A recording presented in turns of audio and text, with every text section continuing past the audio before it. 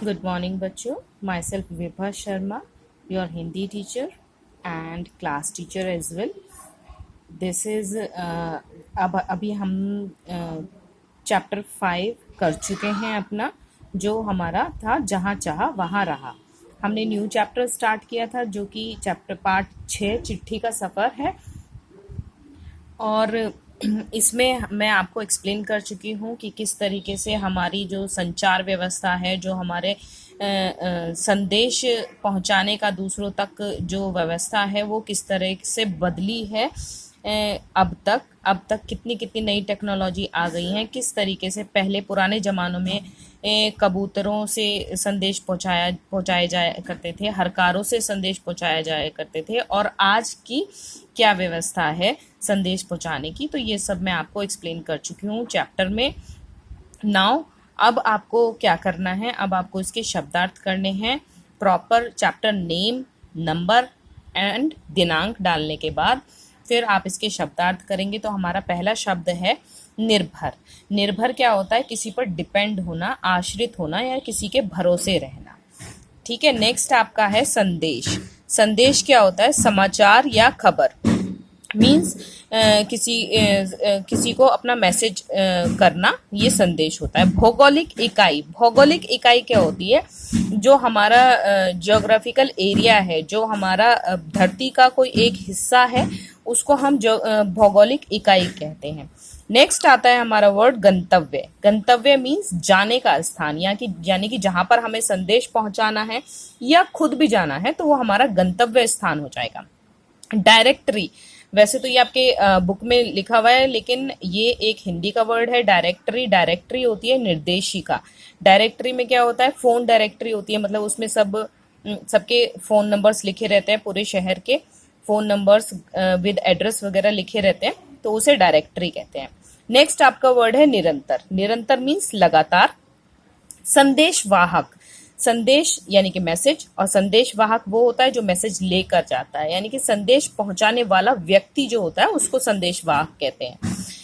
Next है संचार. संचार किसी सूचना या संदेश को एक व्यक्ति से दूसरे व्यक्ति तक पहुंचाना.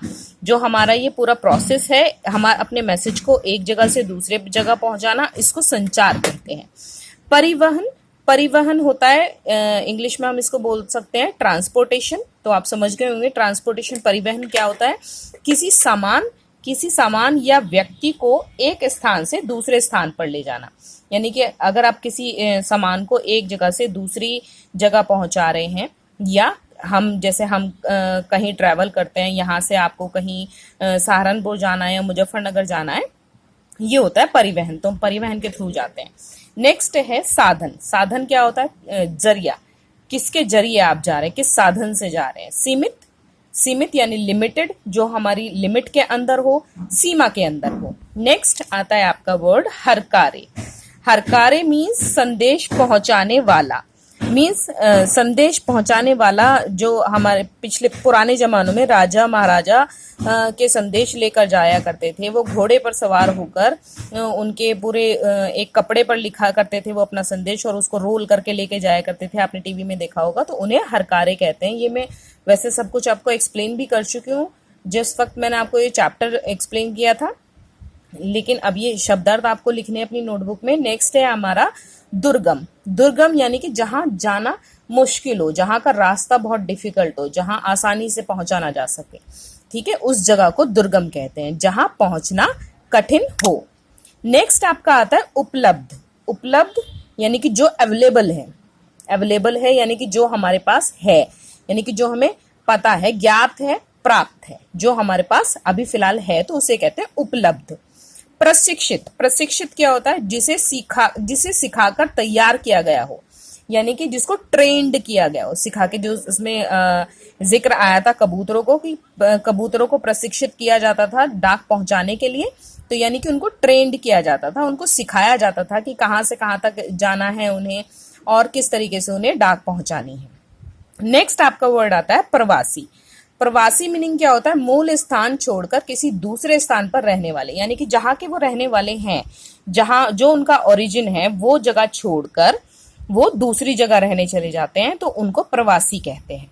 ठीक है, मतलब जैसे अपना देश छोड़ दिया या अपना राज्य छोड़कर दूसरे राज्य में आ गए तो उन लोगों को प्रवासी कहते हैं। यहाँ वैसे प्रवासी चैप्टर में प्रवासी शब्द पक्षियों के लिए इस्तेमाल हुआ है कि प्रवासी पक्षी यानी जो दूसरी जगह से पक्षी आ जाते हैं, कई सारी दिक्कतें हो जाती हैं उन्हें, जैसे वहाँ पानी जहाँ वो रहते थे वहाँ पानी अवेलेबल नहीं हो रहा, खाना अवेलेबल नहीं हो रहा, तो वो जगह छोड़ देते हैं और दूसरी जगह रहने चले जाते हैं, तो उनको कहते हैं प्रवासी। नेक्स्ट है व्यवस्था। व्यवस्था यानी प्रबंध, इंतजाम, यानी कि आपने क्या इंतजाम कर रखा है, क्या व्यवस्था कर रखी है, क्या प्रबंध किया हुआ है। ठीक है, तो ये आपको सारे वर्ड मीनिंग, सारे शब्दार्थ अपनी नोटबुक में नीट एंड क्लीन राइटिंग में लिखने हैं। ठीक है, और अभी मुझे पिक भेजने की जरूरत नहीं है किसी को भी, मैं आपसे जब ये चैप्टर कंप्लीट हो जाएगा तो पूरे चैप्टर का आप PDF बनाकर मुझे भेजेंगे। ठीक है, अभी जो हमारा पिछला वर्क हो चुका है, जो हमारा चैप्टर नंबर 5 हमारा कंप्लीट हो चुका है, उसका PDF बनाकर आप मेरे पर्सनल व्हाट्सएप नंबर पर सेंड कर देंगे विद योर नेम। ठीक है, थैंक यू।